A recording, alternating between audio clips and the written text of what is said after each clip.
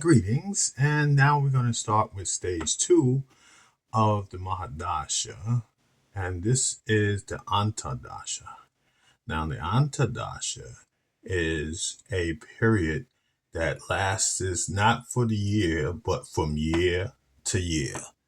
So, how that works out on your birthday, and whatever date that might be, we will start from that date and to the day before your next birthday. That's when it will end. So it's from birth date to the last day, the day before your birthday. So that will complete the circle. And this lasts, like again, from birthday to make it simpler. And using that knowledge, you now have extra numbers, which I didn't put in the first time, but you actually put these numbers now in these boxes. So for example, let's say for Kiki, we have, before I start that, I was a little getting ahead of myself. To start your dasha, from now that you know each year corresponds, or years corresponds to the Mahadasha, number 1. And this goes out continuous for 45 years, right? You go through from your date or your dasha with your birth dasha to the ending, to the last one, which will complete these cycles of planets, periods of time, right? So, for example, let's for hypotheoretically, Isha, or my bad, Kiki, I'm saying Keisha all the way that kind. K2 is 7 years. Now you notice in the box, there's no 7. All right. So when she goes through a period of a K2 dasha, that 7 empty spot now alludes to that. And then with that, 6 and 7 is a good combination as far as relationships, and to a point that they may have multi-relationships, or the 7 and 1 combination. This can bring another keynote or venture of a period of time for 7 years, which this will manifest. But the Antardasha starts when she starts on her first ending or beginning of the first 7 years. It lasts for a year, right? And this is based off of how they calculate that is every year. If you notice or may have not noticed that your birthday doesn't come on the same day every year. So it rotates between the planets. Now, of course, we have leap year, which will jump one day when it's prescribed. So, for example, let me make this plain and clear.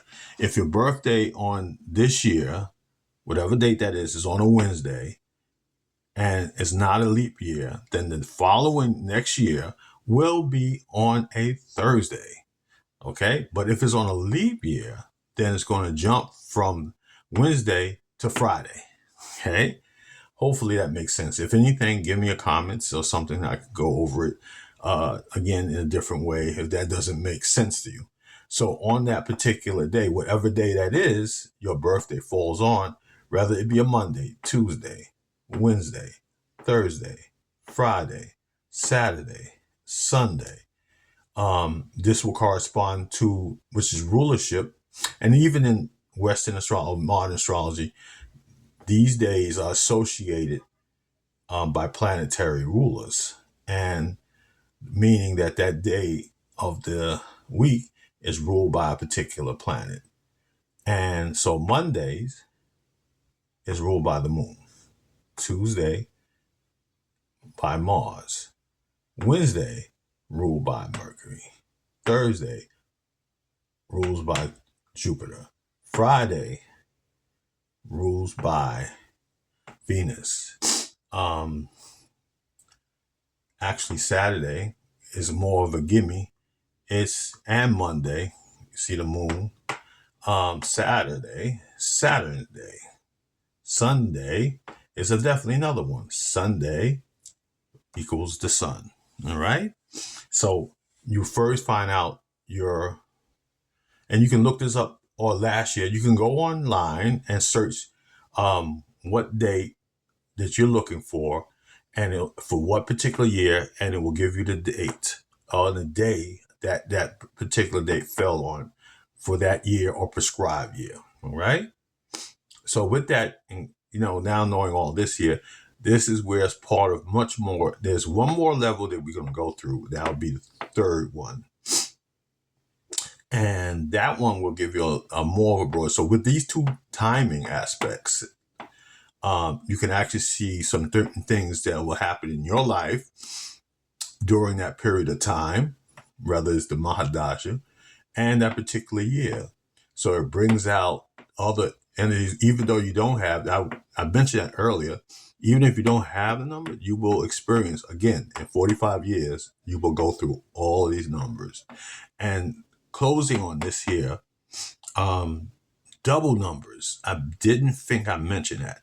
So if a person is born on, let's say, the third month and on the third day, so March the 3rd, that would make a double 3.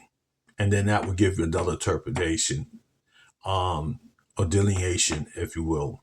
So on that note, hopefully it didn't get confusing, because we're almost 2/3 of the way finished through this. And the last one will be the third point. Okay.